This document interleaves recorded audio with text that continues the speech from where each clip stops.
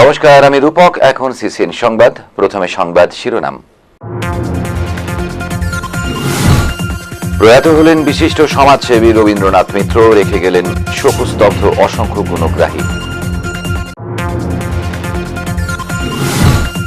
আলিপুর ও কোচবিহারের পর আজ শিলিগুড়ি সংশোধনাগারের পরিকাঠামো খতিয়ে দেখলেন রাজ্যের কারামন্ত্রী।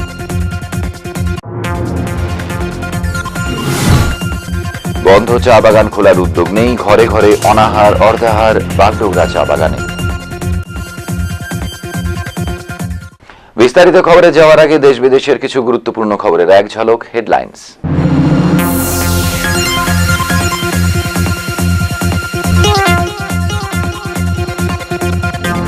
মুখ্যমন্ত্রী মমতা বন্দ্যোপাধ্যায়কে বাংলাদেশ সফরের আমন্ত্রণ জানালেন সে দেশের রাষ্ট্রপতি।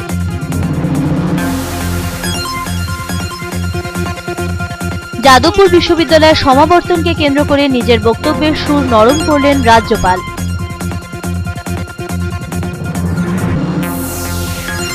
জম্মু ও কাশ্মীরে নির্বিঘ্নে শেষ হল আজ পঞ্চম ও শেষ দফার ভোট।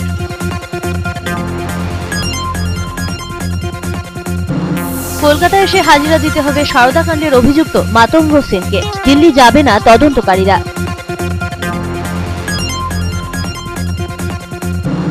বিশ্ব হিন্দু পরিষদের সুবর্ণ জয়ন্তী উৎসব উপলক্ষে কলকাতায় মোহন ভাগবত, কলকাতায় মিছিল।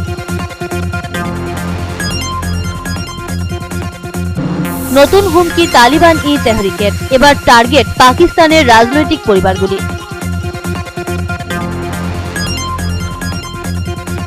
দক্ষিণ দিনাজপুরের হরিরামপুর কলেজে দুই ছাত্র সংগঠনের সংঘর্ষ, আহত একাধিক।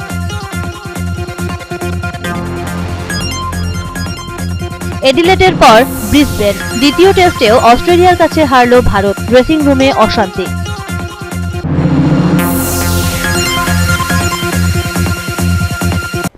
৯৯ বছর বয়সে প্রয়াত হলেন বিশিষ্ট সমাজসেবী শিলিগুড়ির রবীন্দ্রনাথ মিত্র।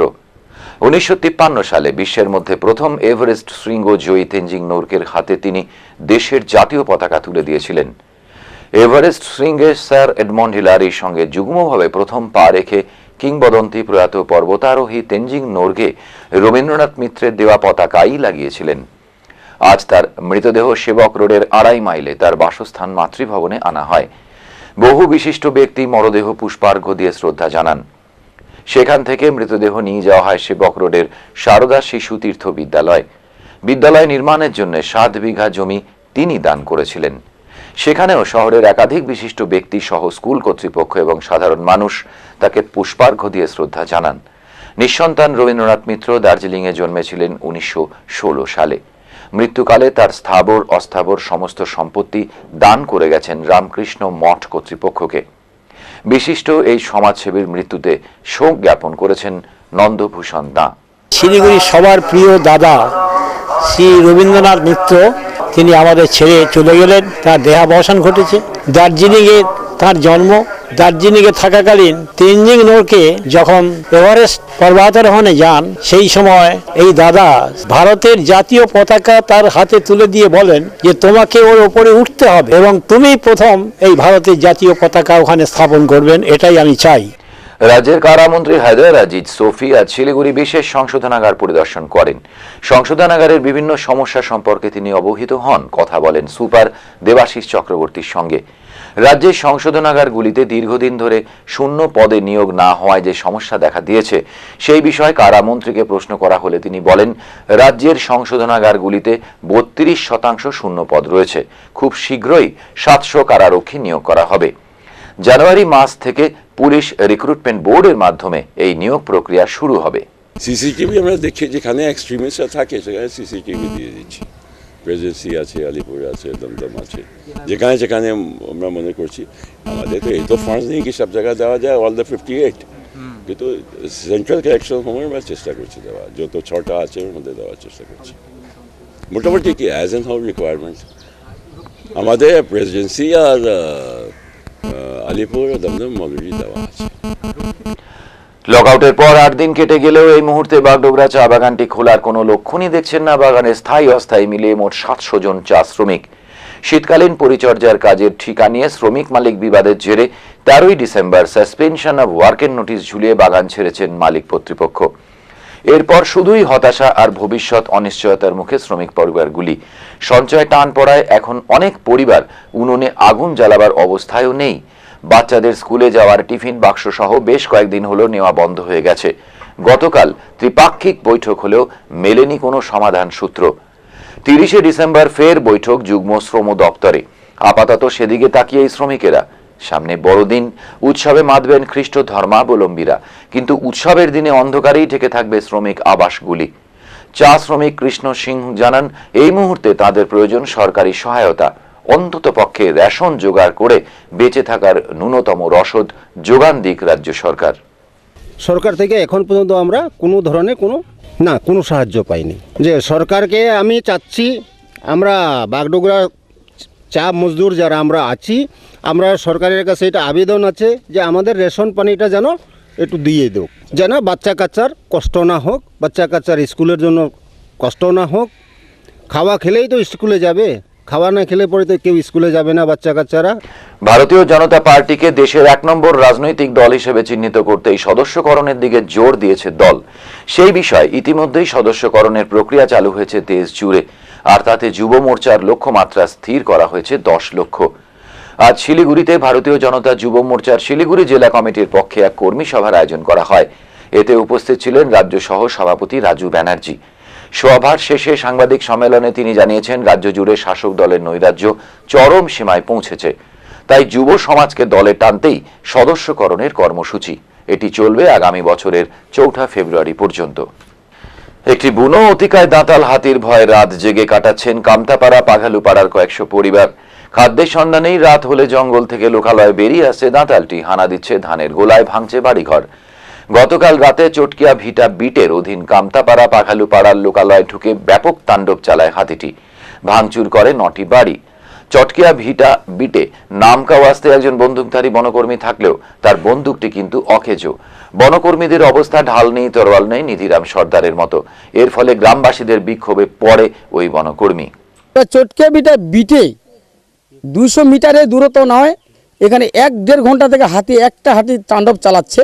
তাহলে এখানে ফরেস্ট গার্ড বা বিট অফিসার যে কোনো আসা দরকার ছিল। এখানে গাড়ি আছে, সাইলাট আছে, বন্দুক আছে, তাহলে ভাঙা বন্দুক নিয়ে যে ওরা নিজের জানটাকে বাঁচাইতেন, আমরা পাবলিক আমরা কিভাবে বাঁচাবে?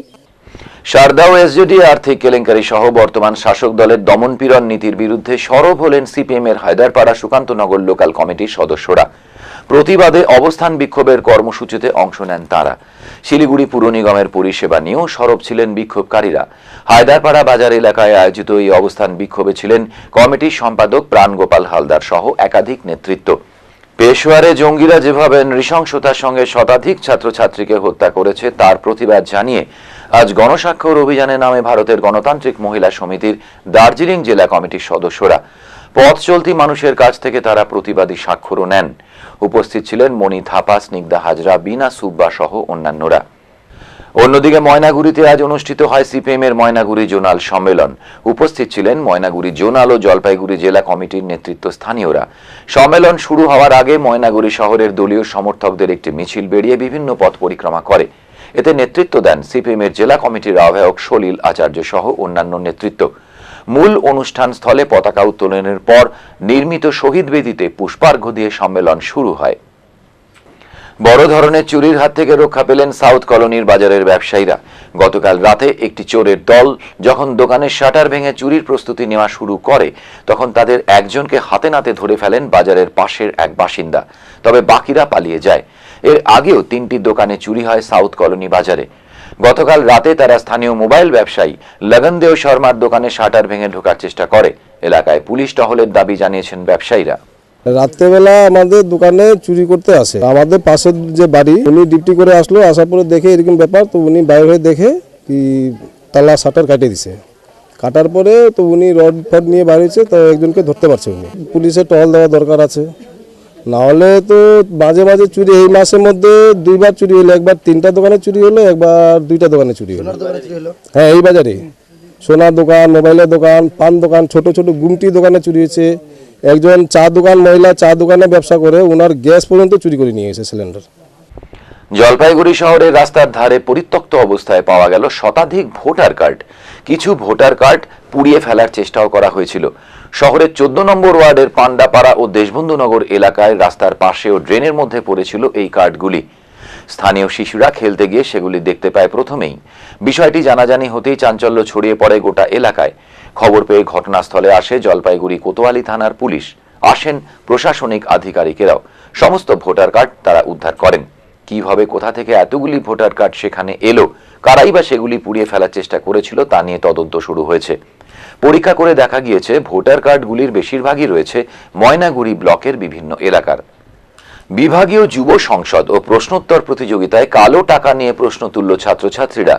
এছাড়াও জেলার চা শিল্পের বর্তমান অবস্থা, ডুয়ার্সের জঙ্গলে হাতির মৃত্যু, ধর্ষণ, সন্ত্রাসবাদ, উত্তরবঙ্গের সড়ক সমস্যা, বেকারত্ব বৃদ্ধি নিয়েও যুব সংসদ প্রতিযোগিতায় আলোচনা করেন বিভিন্ন কলেজের ছাত্রছাত্রীরা। অবিভক্ত জলপাইগুড়ি নিয়ে উত্তরবঙ্গের 6টি জেলার বিভিন্ন কলেজের ছাত্রছাত্রীরা এই প্রতিযোগিতায় অংশ নেন। মালদা কলেজের যুব সংসদের টিম নেতৃত্ব জানান, বর্তমান লোকসভার আলোচ্য বিষয়গুলি নিয়েই এখানে আলোচনা করা হয়েছে। প্রদীপ জ্বালিয়ে অনুষ্ঠানের শুভ সূচনা করেন উত্তরবঙ্গ উন্নয়ন মন্ত্রী গৌতম দেব। অন্যান্যদের মধ্যে উপস্থিত ছিলেন পরিষদীয় সচিব রবীন্দ্রনাথ ঘোষ, রাজগঞ্জের বিধায়ক খগেশ্বর রায়। গৌতম দেব বলেন, খুব ভালো একটি বিষয়ে প্রতিযোগিতার আয়োজন করা হয়েছে। এই ধরনের প্রতিযোগিতার ফলে ছাত্রছাত্রীরা আগামী দিনে শিক্ষাক্ষেত্রে উপকৃত হবে। যুব সংসদ প্রতিযোগিতা ছাড়াও বিদ্যালয়ের ছাত্রছাত্রীদের নিয়ে একটি কুইজ প্রতিযোগিতার আয়োজন করা হয়। 2 দিন ধরে চলবে এই প্রতিযোগিতা। রেলের লেভেল ক্রসিং এর জন্য আমবাড়ি ক্যানেলের সামনে যে রেল ক্রসিং আছে সেখানে রেল ও রাজ্য সরকারের উদ্যোগে ফ্লাইওভার করার একটি চেষ্টা চলছে। আজ আমবাড়ি তিস্তা ক্যানেল রেল ক্রসিং পরিদর্শন করেন রেলের উচ্চ আধিকারিকরা সহ principal director tourism, joint director Sunil Agarwal, Siliguri police commissioner Jagmohan, জলপাইগুড়ির এসডিও সীমা হালদার সহ একাধিক অন্যান্য আধিকারিকেরা। প্রতিনিধি দলটি এলাকার বিভিন্ন স্থান ঘুরে দেখেন। ওই জায়গায় ফ্লাইওভার করলে কোনো অসুবিধা হবে কিনা সেই বিষয়ে তারা মতবিনিময় করেন। কেউ জানান আন্ডারপাস করলে কি কি অসুবিধা হতে পারে। দীর্ঘক্ষণ আমবাড়ি ক্যানেল লেভেল ক্রসিং এ থাকার পর গজলডোবা হাওয়া মহলে গিয়ে আলোচনা শুরু হয়। আলোচনাতে কি উঠে আসে তা এখন সময়ের অপেক্ষা। এই ফ্লাইওভারটি হলে গজলডোবা টুরিস্ট স্পটের সুবিধা হবে বলে নানান মহল থেকে বলা হয়েছে। শিলিগুড়ি ট্যাক্সেশন বার অ্যাসোসিয়েশনের উদ্যোগে আজ শিলিগুড়ির একটি হোটেলে ট্যাক্সের নানান দিক নিয়ে গুরুত্বপূর্ণ আলোচনার আয়োজন করা হয়েছিল। ট্যাক্সের নানান দিক নিয়ে উপস্থিত ব্যক্তিদের নানান জিজ্ঞাসার উত্তর দেন অ্যাসোসিয়েশনের সদস্যরা। মূলত ভ্যাট, সিএসটি, পি ট্যাক্স এবং ই ফাইলিং পদ্ধতি নিয়ে আলোচনা হয়। বক্তাদের মধ্যে ছিলেন কলকাতা হাইকোর্টের আইনজীবী বৌদ্ধায়ন ভট্টাচার্য, আইনজীবী সুজিত বসু, অনুপ ভট্টাচার্য। সমগ্র অনুষ্ঠানের আয়োজক ছিলেন অ্যাসোসিয়েশনের চেয়ারম্যান কল্যাণ সাহা। এখন সংবাদ এক নজরে। শিলিগুড়ি অ্যাথলেটিক্স ওয়েলফেয়ার অর্গানাইজেশনের প্রতিষ্ঠা দিবস উপলক্ষে আজ এনজেপি রেলওয়ে ইনস্টিটিউট মাঠে নানান অনুষ্ঠানের আয়োজন করা হয়। এর মধ্যে ছিল রক্তদান শিবির। শিলিগুড়ি ভলেন্টারি ব্লাড ডোনার্স ফোরামের সহযোগিতায় আয়োজিত এই শিবিরে সংগৃহীত রক্ত পাঠানো হয় শিলিগুড়ি জেলা হাসপাতালে। শিলিগুড়ি শহরের বিভিন্ন স্থানে দুর্ঘটনা এড়াবার জন্য পথের গুরুত্বপূর্ণ স্থানগুলিতে যে পথ নিরোধক বা রাস্তা রয়েছে সেগুলি নতুন করে রাঙিয়ে তোলার কাজ শুরু হয়েছে। ফ্রেন্ডস অফ শিলিগুড়ি নামে একটি সংস্থা এই কাজ এখন করছেন বাবুপাড়া এলাকায়। গতকাল বাবুপাড়া মোড়ে এই কাজ চলাকালীন উৎসাহ দিতে সেখানে উপস্থিত ছিলেন বিধায়ক ডক্টর রুদ্রনাথ ভট্টাচার্য। পাকিস্তানের পেশোয়ারে সেনা স্কুলে জঙ্গি হামলার ঘটনায় ধিক্কার জানিয়ে গতকাল সন্ধ্যাবেলা হলদিবাড়িতে যুব শক্তির পক্ষ থেকে মৌন মোমবাতি মিছিল করা হয়। সন্ত্রাসবাদকে ধিক্কার জানিয়ে মৃত পড়ুয়াদের আত্মার শান্তি কামনা করে ব্যানার ও মোমবাতি হাতে মিছিল করল যুব শক্তির সদস্যরা। মোমবাতি হাতে পথে নামেন শিক্ষক ছাত্ররাও। শিলিগুড়ি কার্নিভেলের অংশ হিসেবে আজ বাঘাযতীন পার্কে এক রক্তদান শিবিরের আয়োজন করা হয়।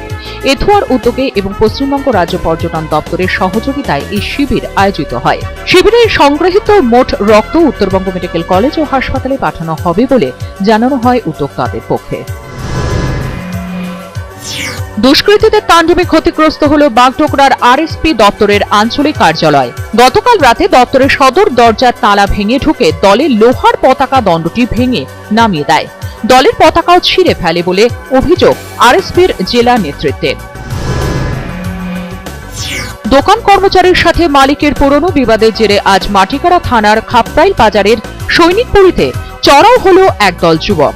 এই দলে অজয় রায় কর্মী ছিল বলে মাটিকাড়া থানায় অভিযোগ জানিয়েছেন দোকান মালিক অশোক শ্রীবাস্তব।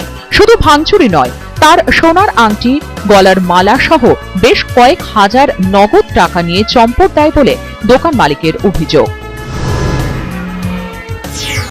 ভারতীয় সেনাবাহিনীর ব্যবহৃত বিভিন্ন ধরনের অস্ত্র ও অন্যান্য সামগ্রী নিয়ে যে মনোজ্ঞ প্রদর্শনীর আয়োজন করা হয়েছিল শিলিগুড়ি পুলিশ কমিশনারেট লাগোয়া মাঠে, তা শেষ হল।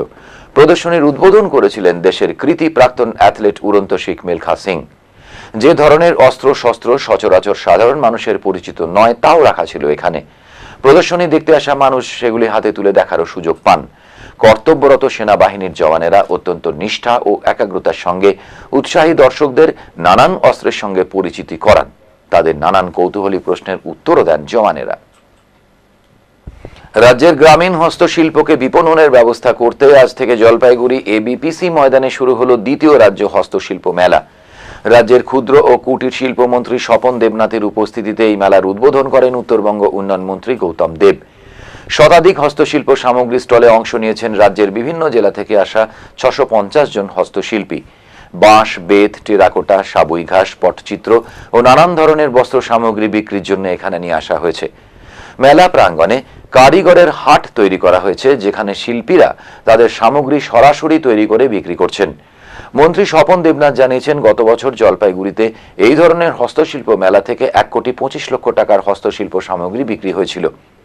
সেই সাফল্যের দিকে তাকিয়েই এবার এই কেনা বেচার লক্ষ্যমাত্রা রাখা হয়েছে 2 কোটি টাকা। উত্তরবঙ্গ উন্নয়ন মন্ত্রী গৌতম দেব বলেন, শিলিগুড়িতে হস্তশিল্পীদের স্থায়ীভাবে হাট তৈরি করার জন্য রাজ্য সরকার তৎপরতা শুরু করেছে। এখান থেকে শিল্পীরা একদিকে যেমন তৈরি করতে পারবেন, তেমন বিক্রিও করতে পারবেন। এদিনের অনুষ্ঠানে উপস্থিত ছিলেন বনমন্ত্রী বিনয় কৃষ্ণ বর্মন, পরিষদীয় সচিব রবীন্দ্রনাথ ঘোষ, বিভাগীয় কমিশনার বরুণ রায়, জেলা শাসক পৃথা সরকার। এখন খেলার খবর। শুরু হলো ঐতিহ্যশালী সুকনা গোল্ড কাপ প্রতিযোগিতা। 10ম বছরের এই প্রতিযোগিতায় এবার ভিন রাজ্য ও ভুটান, মিজোরাম, নেপাল, সিকিম ও প্রতিবেশী বাংলাদেশ থেকে আসা মোট 20টি দল অংশ নিচ্ছে। সুকনা মাঠে আয়োজিত আজকের উদ্বোধনী খেলায় প্রতিদ্বন্দ্বী দুটি দল ছিল মিজোরাম ও কদমতলা এফসি। সূচনায় দুটি দলের খেলোয়াড়দের সঙ্গে পরিচিত হন মাঠে থাকা অতিথিরা। তবে খেলা দেখার জন্য মাথাপিছু 20 টাকা প্রবেশ মূল্য ধার্য হওয়ায় হাতে গোনা কয়েকজন দর্শকই মাঠে ছিলেন, যদিও সেই প্রবেশ মূল্যের রসিদে টাকার অঙ্ক লেখা ছিল না।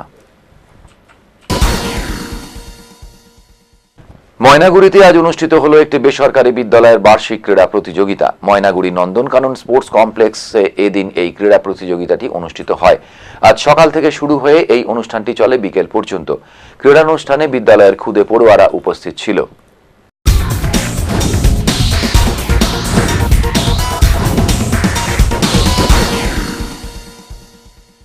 এবারে আবহাওয়া সারা দিনের।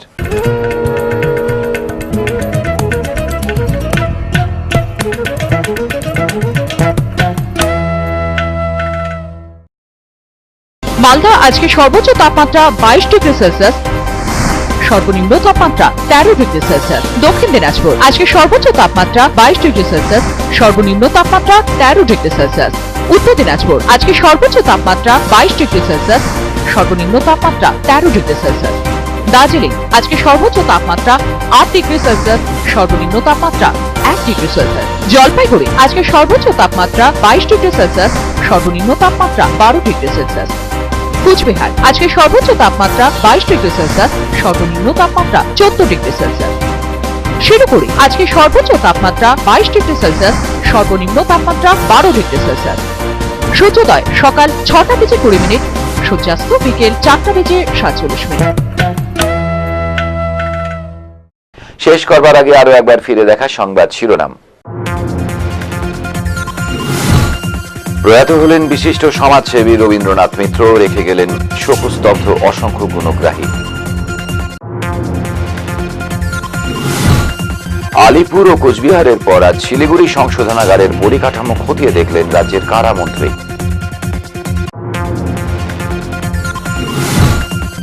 বন্ধ চা বাগান খোলার উদ্যোগ নেই, ঘরে ঘরে অনাহার অর্ধাহার বাগডোগরা চা বাগানে। সিসিএন সংবাদ এ পর্যন্তই। এরপর সিসিএন সমাচার। নমস্কার।